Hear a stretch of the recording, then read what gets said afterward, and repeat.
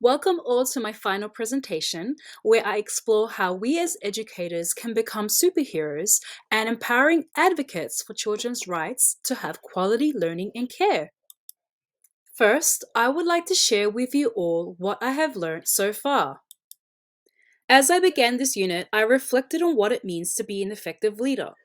Although I initially believed that it portrayed control, power, and managing people, the more I began to dive into the content, my views shifted towards effective leadership that lead to support children's needs and rights. And because of this, I now understand that there is not just one way to enact leadership, rather that it is complex, dynamic, and varies.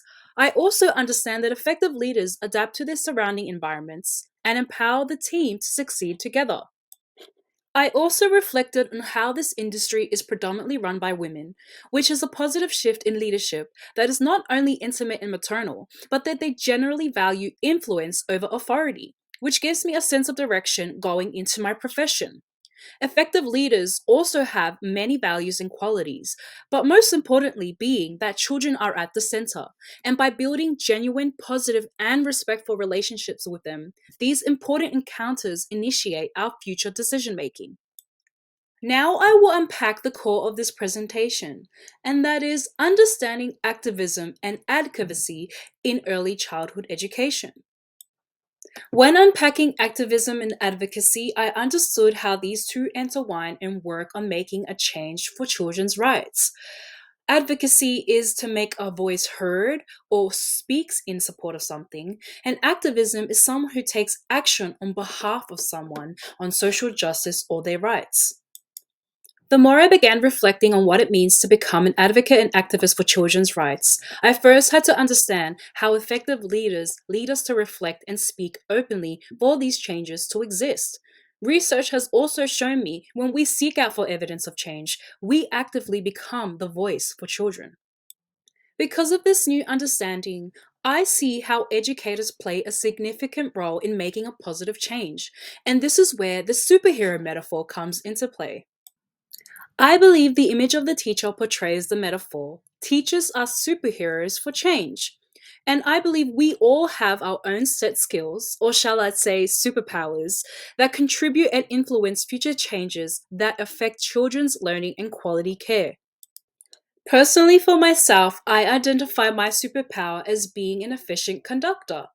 This metaphor coincides with Reggio Emilia's perspective that conductors transform me's into us. Conductors have done the reading and understand what has come before. They figure out which voice to focus on and when. They also have less power than it appears, and they use their position to lead, not manage. Let's discuss an example of how this image of the teacher influences future actions that are informed by advocacy and activism. Although I can list many dominant discourses in early childhood education, I will focus on play based learning. By now, we should all know that play is essential in children's development, and we should respect that children's ideas and thoughtful attention for their choices in play are valid. Although there was a time when play was not considered learning, this is where utilizing the post-structuralist theory advocates for children's right to learn in multiple and contested ways.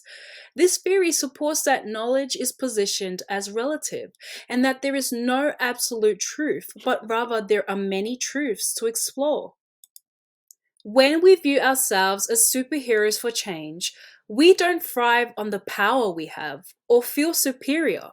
In fact, it is the empowerment of understanding theory and perspectives, and that we are positioned in a unique yet important influential position to partner with children, families, or even fellow educational team members to meet the goals of providing children with the right to have quality and learning care. Although, as educators, we may feel overwhelmed to advocate and act on behalf of children's rights, the reality is it is naturally and effortlessly interwoven in our professional practice. Daily, we use social learning by interacting with one another, and we are made aware of an abundance of resources and support systems that all work towards ensuring children are provided with quality learning and care. In conclusion, my question for you all is, what is your superpower and what can you offer to support children's future ongoing needs? I leave this with you all and hope that you feel a sense of empowerment going forward.